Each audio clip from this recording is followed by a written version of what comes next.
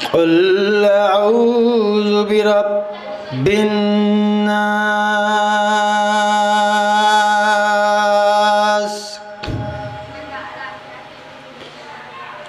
मालिकिन नास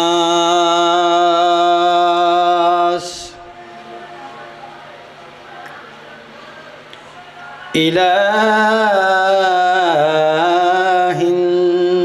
नास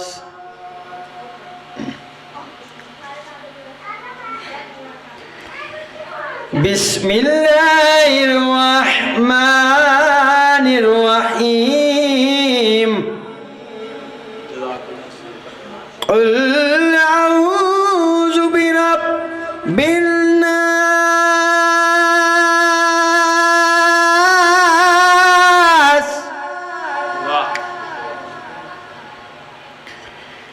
मालिकिन नास इलाहिन नास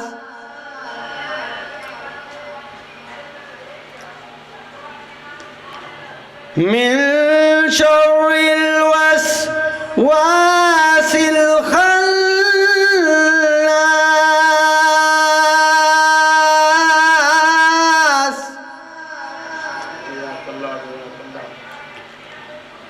الذي يوسوس في صدور الناس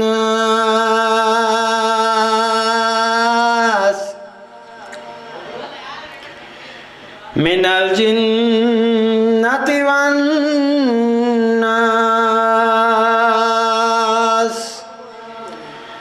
صدق الله العلي العظيم। सलवात पढ़ो सारे मोहम्मद वाले में।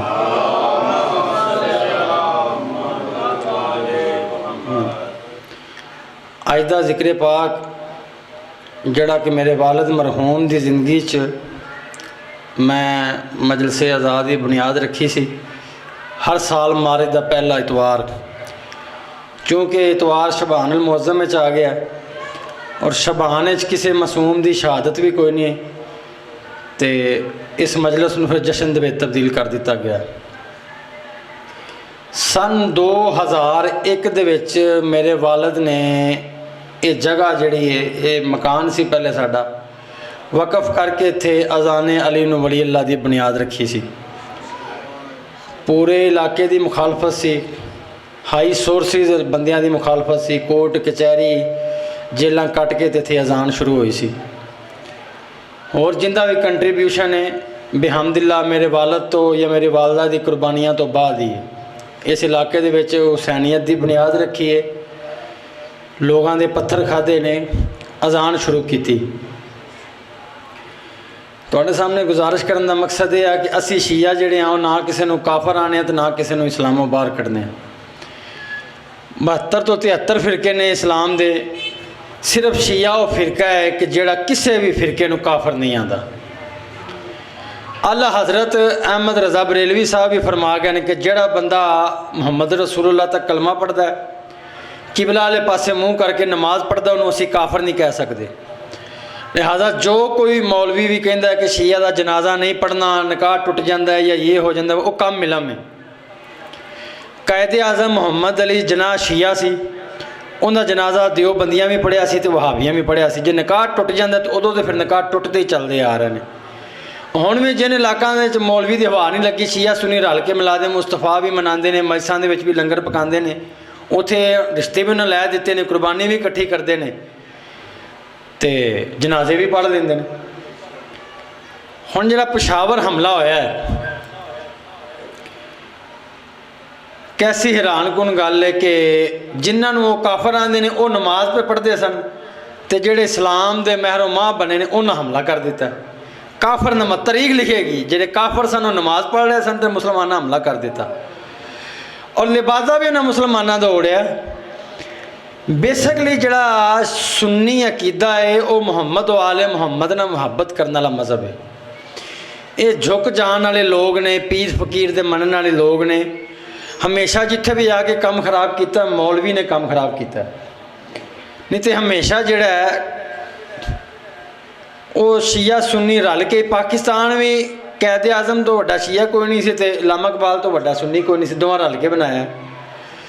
जिथे भी बैठे ने जिथे भी इतफाक है, मौलवी का काम है उनकी बेचारी की दाल रोटी तां चलती है कि जो इन्हां दे खिलाफ गल कर उधरों उन्हां दे खिलाफ गल कर।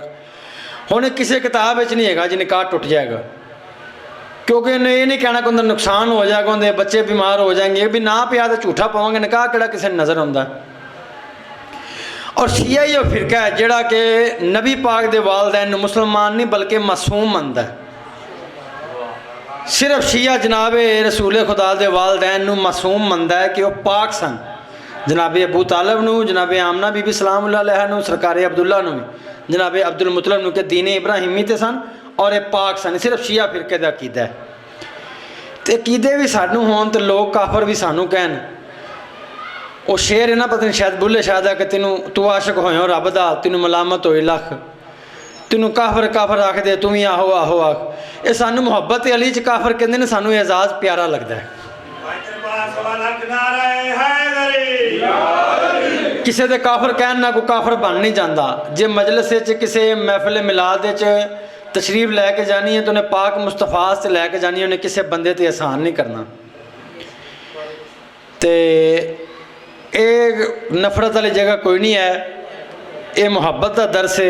मजलिस हुसैन होवे या जशन होवे, इत्थे किसी को गाली नहीं कढ़ी जाती, किसी ते लानत नहीं पाई जाती सिवाय दुश्मने आले बैत दे। जिहड़ा दुश्मने आले बैत है असीं तो उहदे ते लानत पाने, भावें सक्का प्यो भी है तो उहदे ते लानत है।